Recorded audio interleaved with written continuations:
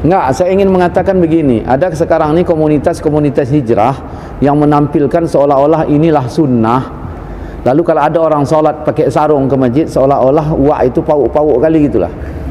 Kan gitu. Makanya kadang-kadang banyak komunitas hijrah nih yang dulunya dia misalnya kalau ke masjid pakai sarung, belakangan tiba-tiba udah tidak gitu.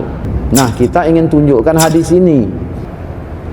Maka Nabi SAW katakan, pakailah celana dan pakailah sarung. Berarti tidak benar pemahaman yang mengatakan ya kalau pakai sarung itu tidak ada sunnahnya.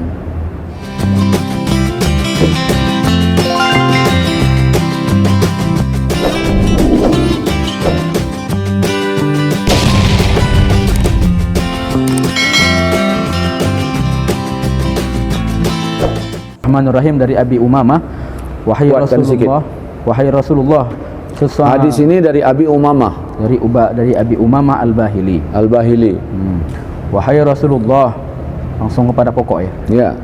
Sesungguhnya ahli kitab memakai celana atau dalam kurung sirwal dan tidak memakai izar atau sarong, yakni kain penutup bagian bawah. Rasulullah, ahli kitab ini pakai celana enggak pakai sarung. Coba berdiri dulu. Nah, ini masuk enggak ini? Enggak pakai sarung. Iya. Masuk ya? Enggak, saya ingin mengatakan begini, ada sekarang ini komunitas-komunitas hijrah yang menampilkan seolah-olah inilah sunnah. Lalu kalau ada orang sholat pakai sarung ke masjid, seolah-olah wah itu pauk-pauk kali gitulah. Kan gitu. Enggak mengenal sunnah. Nah, selalu dia mengatakan segala perbuatan, tunggu dulu, segala perbuatan yang tidak dicontohkan oleh Rasulullah tidak boleh dikerjakan. Jadi banyak orang kadang-kadang yang pakai gamis, yang pakai apa, jadi seolah-olah dicemarkan oleh keadaan mereka, tapi mereka lah anak-anak muda yang tampil dengan sunnah yang sesungguhnya. Nah, kita ingin tunjukkan hadis ini. Nah, apa kata Nabi ini tadi, apa pengaduan ini tadi, hadis dari Umamah Al-Bahili. Wahai Rasulullah, sesungguhnya ahli kitab memakai celana dan tidak memakai sarung. Maka Rasulullah, itu aduannya. Ya. Siapa itu? Mereka. Ahli kitab. Dia pakai celana enggak pakai sarung. Terus. Maka Rasulullah SAW bersabda, pakailah celana dan pakailah sarung. Jangan sampai sama dengan ahlul kitab. Nah, tutup duduk. Itu di Pekanbaru, ya.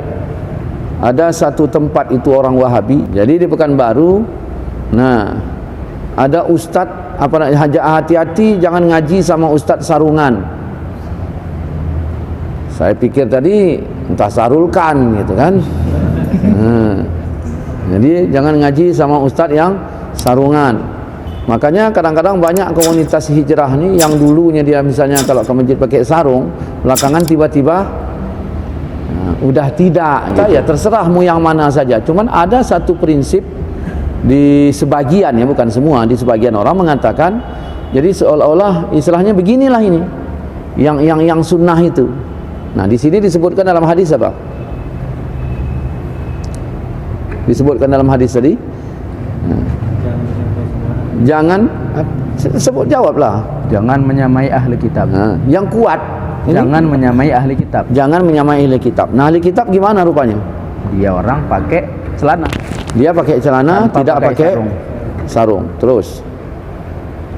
Maka Nabi SAW katakan, pakailah celana dan pakailah sarung. Nah, hadis ini riwayat siapa? Riwayat Imam Ahmad. Terus dan Imam Tabrani. Bagaimana kesaksian maksud yang lain tentang hadis ini? Hadis ini bisa dipakai atau tidak? Coba. Ibnu Muflih berkata, hadis ini isnaduhu jayyid. Hadis ini isnadnya jayyid. Di beberapa kitab lain mengatakan rijaluhu rijal sahih. Kemudian yang lain juga berkata thiqah, rijaluhu thiqat, perawinya kuat. Nah, berarti tidak benar pemahaman yang mengatakan ya kalau pakai sarung itu tidak ada sunnahnya. Bahkan sekarang ini menjadi tolak ukur.